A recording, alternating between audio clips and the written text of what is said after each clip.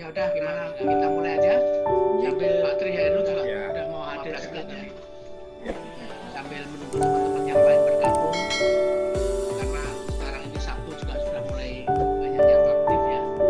Jadi selamat pagi Bapak Ibu sekalian. Assalamualaikum warahmatullahi wabarakatuh. Waalaikumsalam warahmatullahi wabarakatuh.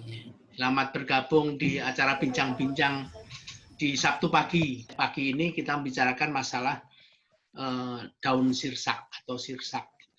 Mungkin kalau saya katakan bahwa hampir semua orang Indonesia tahu sirsak, mungkin nggak berlebihan. Ya, tapi lebih banyak tahu tentang buahnya, buah sirsak. Kalau di beberapa tempat itu disebutnya ada yang bilangnya durian Belanda, gitu. Ada yang bilang durian nangka Belanda atau ya, nangka Belanda. Nangka Belanda. Ada yang bilang nangka Belanda, durian Belanda, Durio Balando, Nangko Balando, Nangka Walondo, macam-macam lah, dan banyak sekali namanya yang ini mengindikasikan sebetulnya ini banyak tersebar di Indonesia meskipun asalnya bukan dari Indonesia, katanya begitu, dari Asia Tengah sana gitu ya. Tapi ini sudah akrab sekali buahnya. Kalau di tempat saya itu namanya srikoyo. Jadi srikoyo. Lain lagi pasti nggih. Ya? Lain Lagi srikoyo tuh. Ya, kalau tempat saya ada namanya srikoyo yang ini. Kalau buah nunnya itu mulwo namanya. Jadi kalau yang orang jualan keliling itu Pak, Bu, dulu kalau tempat saya itu ada di Ponorogo itu ada yang jualan buah ini, terus bolo, itu umbi-umbian bolo, srikoyo, bolo, kayak gitu ya. Kalau nawarin begini, Bu Srikoyo Bolo gitu. Tetangga saya itu namanya Bu Sri, itu selalu marah-marah dan berantem. Enak aja, koyo bolo, Bu Srikoyo Bolo gitu. itu keluarga Anona itu ya, keluarga Anona semua itu. Anona, ya, semuanya Anona. Murid kata sama beda lagi jadi. Jadi Ponorogo masih di Indonesia bukan? Jadi ini berkesan sekali. Dan kalau orang Belanda ini dibilangnya kantong asam ya, karena buahnya asam jadi sursak gitu. Makanya terus akhirnya di bahasa Indonesia kan menjadi sirsak gitu. Jadi sirsak itu nama Belanda, diadopsi dari Sunda. Kantong asam ya, namanya kantong asam itu. Kantong asam itu. Sursak, sirsak. Kan kantong. Tapi tampaknya di 20 tahun terakhir, 2 dasawarsa terakhir ini, daunnya ternyata juga mengandung banyak senyawa yang bisa digunakan untuk pengobatan. Bukan hanya menjaga kesehatan, tapi pengobatan.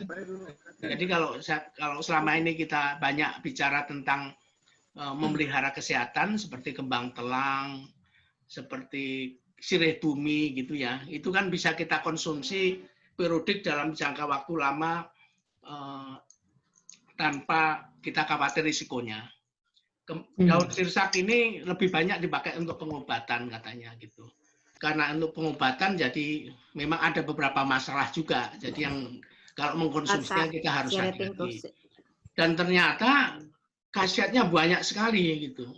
Yang sekarang itu lagi banyak dibicarakan itu sebagai herbal untuk mengatasi kanker, juga bisa untuk menurunkan kolesterol, asam urat, paru-paru, dan terakhir saya dengar juga bisa untuk mengatasi masalah yang berkaitan dengan prostat ya, pembengkakan prostat.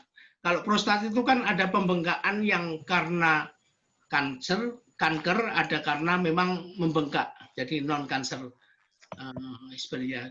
Membengkaknya bukan karena kanker, ada juga, dan ini bisa digunakan untuk mengatasi masalah itu gitu. Nah, kita akan pagi ini akan bicarakan masalah itu berkaitan dengan daun sirsak yang banyak dimanfaatkan untuk pengobatan dan juga untuk mengatasi masalah prostat. Yang kalau bapak-bapak itu ini langganan ini, terutama setelah usia 40-45. itu banyak mengalami masalah di prostatnya. Beberapa teman ada yang sudah sampai 2 kali operasi karena prostatnya membesar.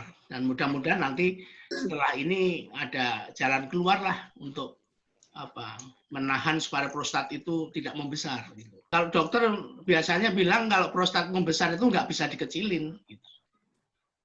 Kalau tabungan yang besar bisa kecil, tapi kalau prostat kan bisa kecil. Jadi terima saja apa adanya. Tapi tampaknya kita punya harapan dengan daur sisak ini. Mungkin orang seusia saya, Pak Bagus, Pak Bandol, Pak Agus Seri, Pak Sumas ini punya potensi, Mas Ari juga punya potensi prostatnya membesar. Dan mudah-mudahan ini bisa menjadi jalan keluar lah. Bu Rafi, monggo silakan. Ya, terima kasih Deanti. Semua kita kenal sirsak, ya, pohon sirsak. Tadi Pak Singgi sudah ceritakan nama-nama macam-macam. Annona moringata itu namanya lama-lama Annona moringata. Dan yang bagus memang di daunnya. Yang untuk herba adalah daunnya.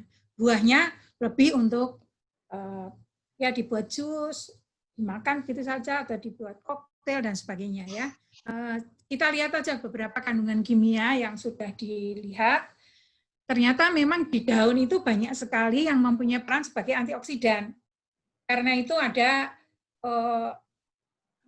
untuk pemulihan jantung dan sebagainya itu dari antioksidannya, mencegah kanker itu dari antioksidannya itu banyak sekali. Ada kaempferol, ada asam oktadekanoat, asam heksadekanoatnya, ya. Lalu ada oksononanoat dan sebagainya. Ini yang semuanya mempunyai sifat antioksidan, tetapi dia juga mempunyai sifat yang lain yang bisa digunakan, ya. Nah, untuk mengekstrak ini menggunakan, kalau kita hanya mau mengambil tadi senyawa-senyawa yang bersifat antioksidan, menggunakan etil astat atau metanol. Memang ada yang menggunakan heksan, tapi kurang bagus hasilnya. Jadi bisa dengan etil astat atau metanol. Metanol itu untuk yang polar, etil astat itu untuk yang non-polar. Nah, masing-masing mempunyai aktivitas antioksidan yang cukup rendah, ya. Jadi IC50-nya itu 56 ppm, ada yang 20. Artinya apa? Artinya antioksidannya itu, aktivitas antioksidannya itu tergolong kuat. Ya, jadi kalau 1 sampai 5 itu sangat kuat, lalu di atas 5 sampai 100 itu masuk kategori kuat. Nanti di atas 100 itu baru lemah, di atas 500 sangat lemah, dan seterusnya. Nah, ini kategorinya kuat. Ya, jadi dia antioksidannya cukup kuat. Lalu ada senyawa-senyawa lain, ya, misalnya isopulegol, ya, sikloheksanol, lalu astokinins. Yang ini larutnya itu lebih kepada etanol, ya. Astokinin itu etanol. Nanti kita akan bicara mengenai khusus yang astokinin karena saya memproduksi herbalnya lebih mengambil astokininnya. Mengatasi peradangan, ya. Jadi radang, pembengkakan karena radang dan sebagainya ini penelitiannya sudah banyak, ya, dengan tikus percobaan, jadi uji preklinik, ya. Itu bisa peradangan yang sistetis, rematik, demam, diare, disentri dan sebagainya, termasuk pembengkakan juga. Itu juga bisa, yang pembengkakan prostat misalnya itu juga bisa, ya. Lalu karena tadi ya rematik bisa jadi ada antirematik dan neuralginya, ya. Lalu untuk menyembuhkan abses dan luka itu bisa juga. Nah, ada juga penelitian yang menemukan anomurisin dan murikapetosin. Nah, yang ini adalah efeknya itu antibakteri, ya, terutama bakteri Staphylococcus aureus dan Propionibacterium agnes. Ya, itu biasanya ditemukan bakteri-bakteri ini ditemukan pada jerawat. Ya, yang jerawat itu kan macam-macam penyebabnya, ya, karena kurang bersih, karena kandungan lemak tinggi, macam-macam karena bakteri tadi. Nah, karena itu sebetulnya kalau kita merebus, lalu kita merebus daun sirsak kemudian kita usapkan di jerawat gitu ya, maka kalau di sana ada bakteri, nah bakterinya akan mati karena ini ada antibakterinya itu, ya.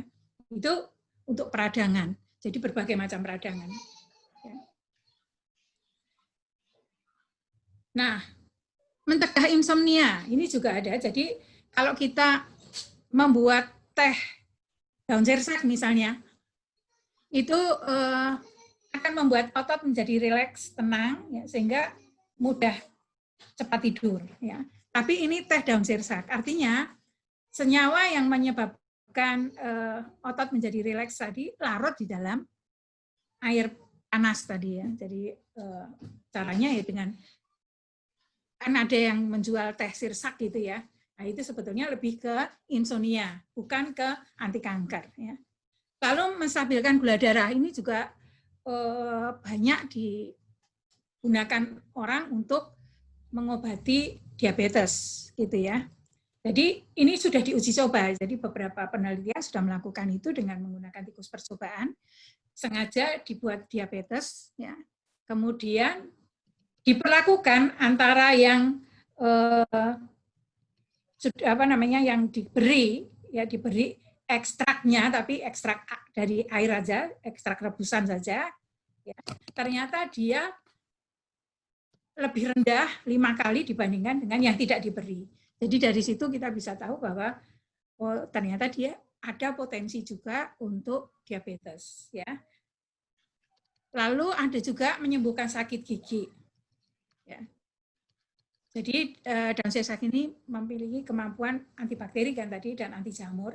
Nah ini beberapa bakteri dan jamur yang ada pada gigi ya, gigi berlubang, kemudian di sana ada bakteri sehingga kita mulai sakit, itu bisa dimatikan dengan ekstrak rebusan tadi ya.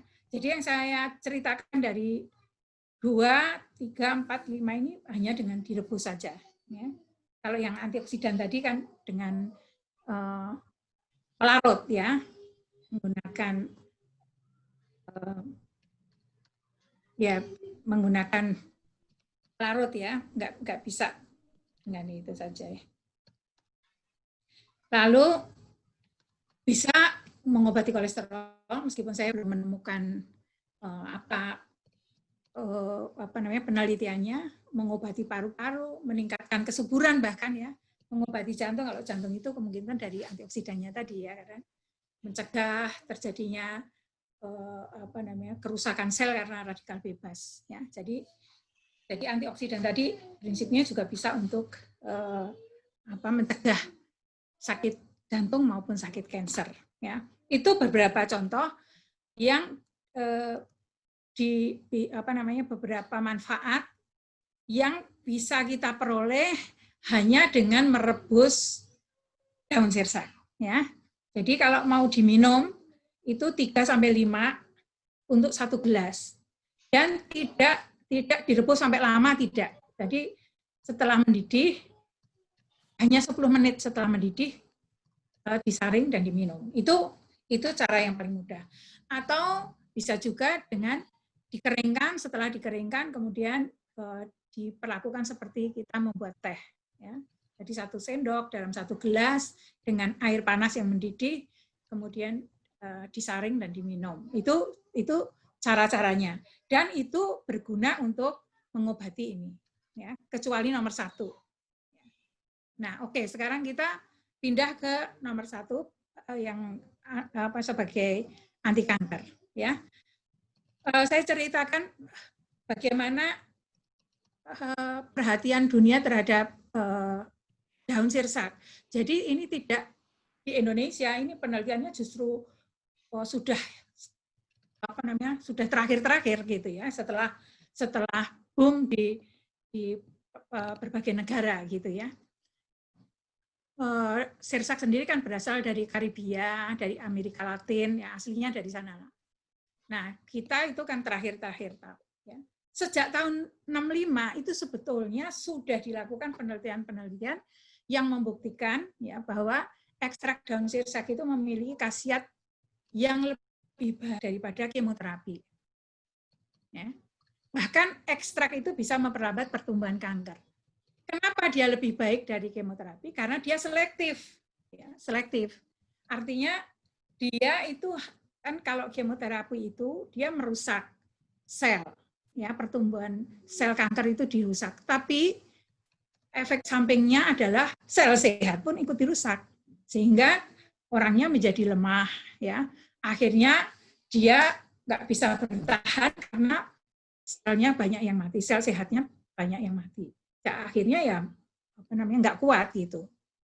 Nah, bedanya kalau Sirsak ini dia merusak hanya sel kanker saja, tapi sehat tidak.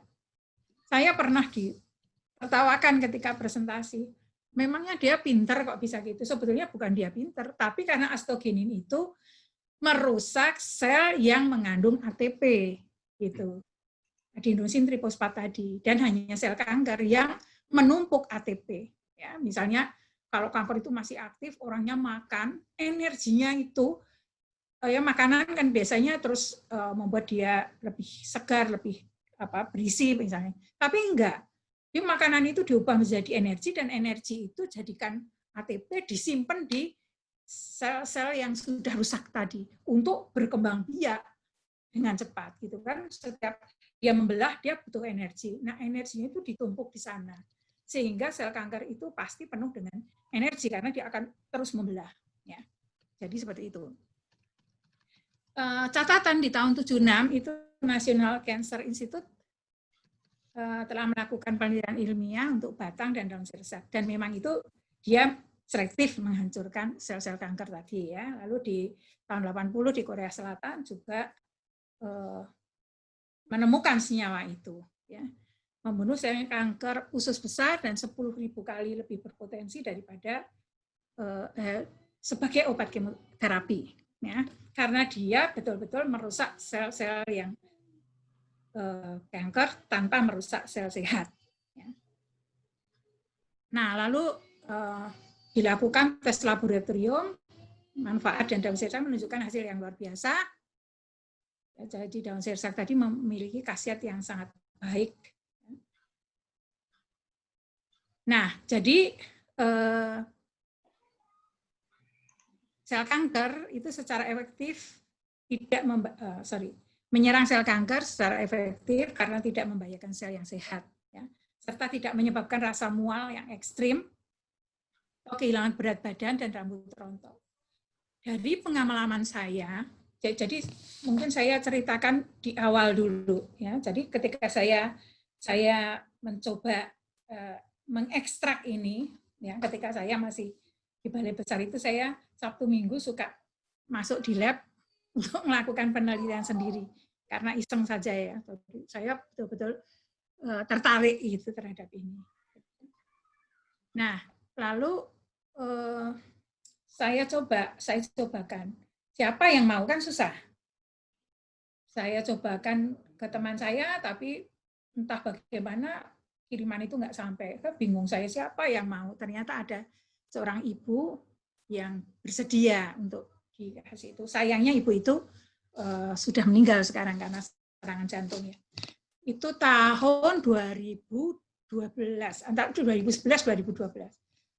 Jadi ibu ini kansernya di paru-paru, dan dia itu sudah tiduran saja di rumah pakai oksigen, ya. Jadi teman-temannya nengok dia itu udah tidur seperti itu. Nah, ibu ini punya adiknya itu teman saya. Terus dia katakan, "Kak, aku mau nyoba," karena ibu ini punya satu prinsip, saya tidak mau dikemo. Sudah, biarkan saja saya kalau memang sudah saatnya saya berpulang, udah. Tapi saya nggak mau dikemo karena dia nggak kuat rasa sakitnya gitu, ya, dari cerita-cerita, sehingga dia nggak mau. Nah, justru yang seperti ini, yang bandel nggak mau dikemo ini, yang menunjukkan cepat gitu loh, kecepatan sebut. Saya akan mengatakan begini, oke, saya kirim, karena itu masih uji coba, ya, saya kirim, nggak usah bayar, nggak usah apa, kalau habis bilang, tapi tolong saya dilapori hasilnya gitu. Udah saya kirim banyak, nggak ada laporan. Saya bilang, itu kakakmu bagaimana? Saya tanya ke teman saya itu, kok nggak ada laporan? Terus saya bilang, oh, dia baik-baik saja, dia baik kok, kirimin aja terus. Aduh, saya gimana ini nggak ada ceritanya, tapi ya udah saya kirim terus. Nah, si ibu ini memang nggak cerita lagi ke saya, tapi dia minum terus. Nah, suatu hari ada orang nelpon saya. Terus dia tanya, ini rumah Dr. Raffi ya? Oh iya, ini rumah saya. Saya bilang gitu. Ada apa? Waduh, Bu, saya itu nyari pelangnya kok nggak ada ya. Pelang apa, Pak? Pelang prakteknya Ibu. Lah, saya bukan dokter.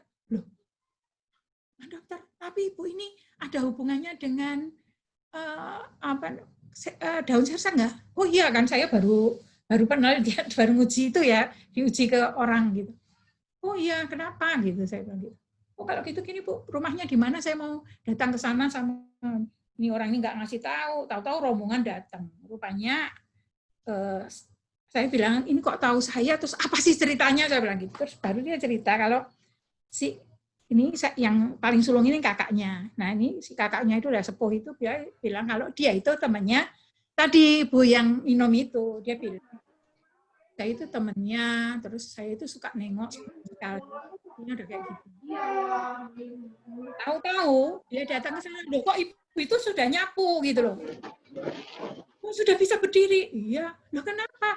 Nggak tahu ya, apa karena minum ini ya, dia gitu, dia tunjukkan. Waktu itu masih pakai biasa itu karena belum saya proses Danpom.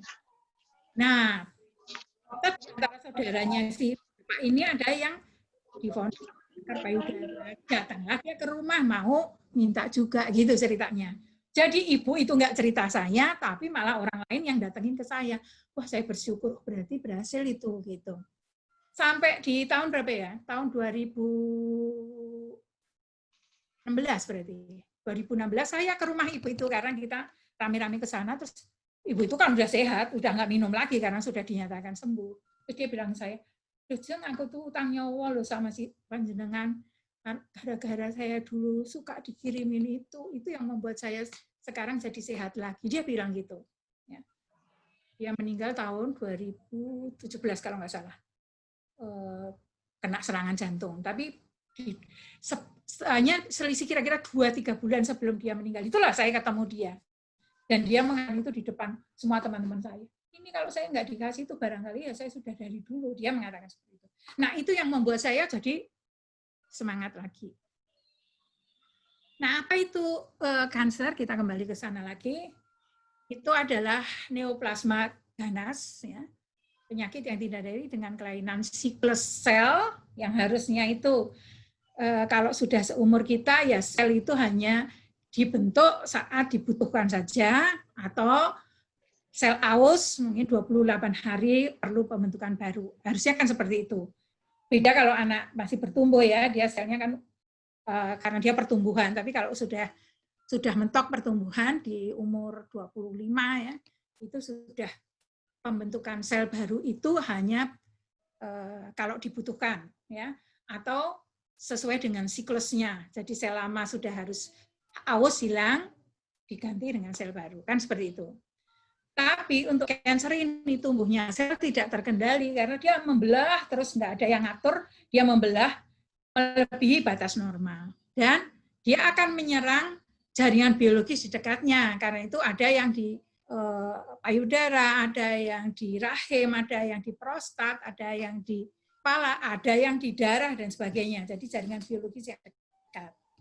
Dan kalau sekian lama kemudian dia bisa bermigrasi ke jaringan tubuh yang lain yang disebut sebagai metastasis. Jadi dulunya itu dia kankernya adalah paru, tapi sekarang dia sudah kanker payudara juga, atau dari payudara dia berubah jadi kanker paru, itu metastasis. Karena sebetulnya selnya beda, ya, sel kankernya itu beda.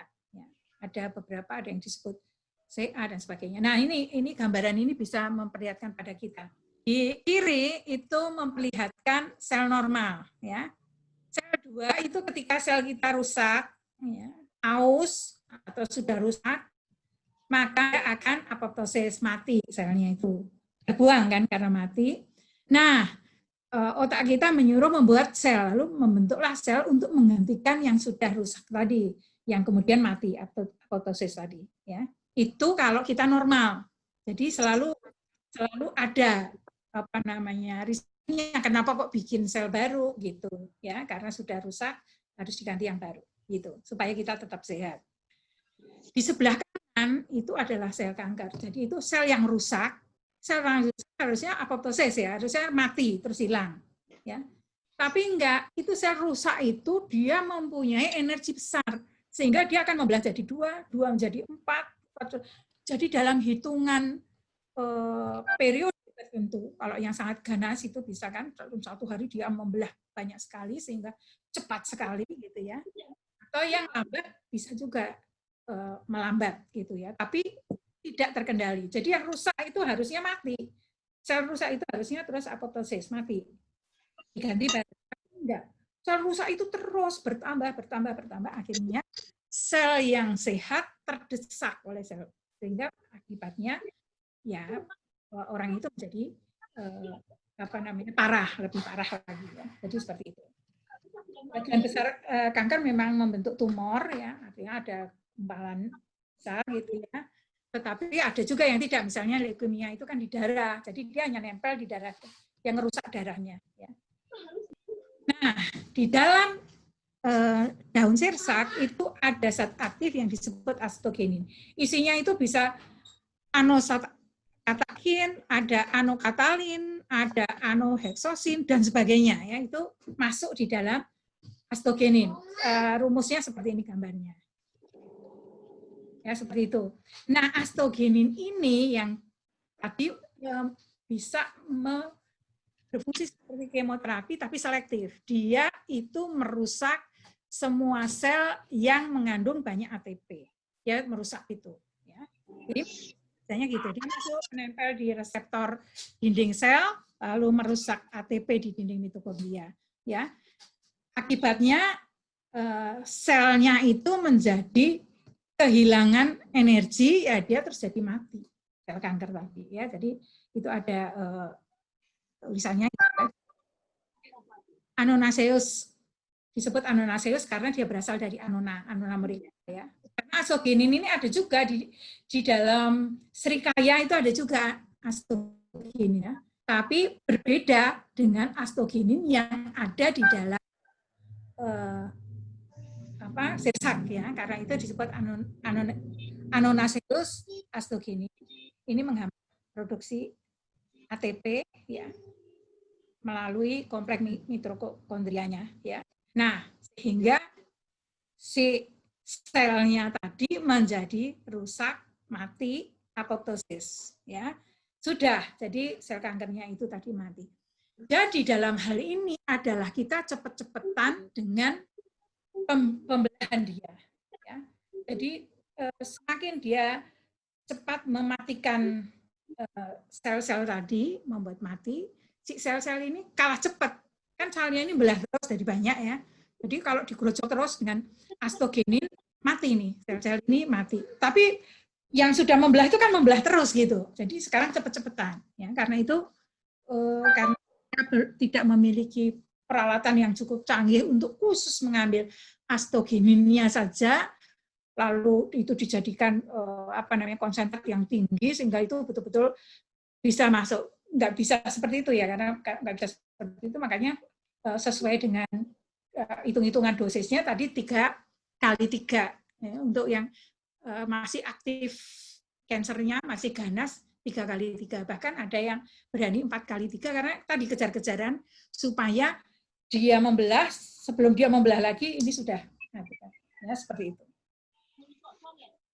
Jadi ini yang saya hitung beberapa yang ada yang memberitahu saya bahwa sembuh, bahwa ada yang itu ya, jadi ada paru-paru, ada leukemia. Jadi begini, kalau leukemia itu ada 2 anak kecil, yang satu SMP, yang satu masih SD, sebetulnya mereka itu sudah sembuh, tapi karena orang tuanya senang banget karena dapat kemo gratis, maka dia kemo. Tapi justru dia meninggalnya karena di paru-parunya terjadi infeksi. Saya nggak tahu peralatan rumah sakit atau apa penyebabnya, malah dia meninggalnya bukan karena kansernya. Padahal sebetulnya secara fisikal dari yang udah nggak bisa jalan, dia bisa main sepak bola lagi misalnya gitu. Kadang-kadang sedih juga saya. Seandainya dia dulu tidak usah kemo, dia udah masuk sekolah lagi, sudah bisa lari-lari dan seterusnya. Itu sering ada rasa penyesalan juga, aduh, ada keberanian pas ya itu. Ada yang hidung tadi mungkin itu maksudnya Bu Diah tadi ya, ada darah, lalu ada prostat. Pak Singgih, yang prostat itu nggak bisa hadir, tapi kayaknya ngirim sudah saya kirim ke Pak Singgih. Lalu ada mioma, ini juga sekarang punya hubungan dekat dengan saya, tapi karena dia tiap Sabtu itu dia jualan, dia punya toko.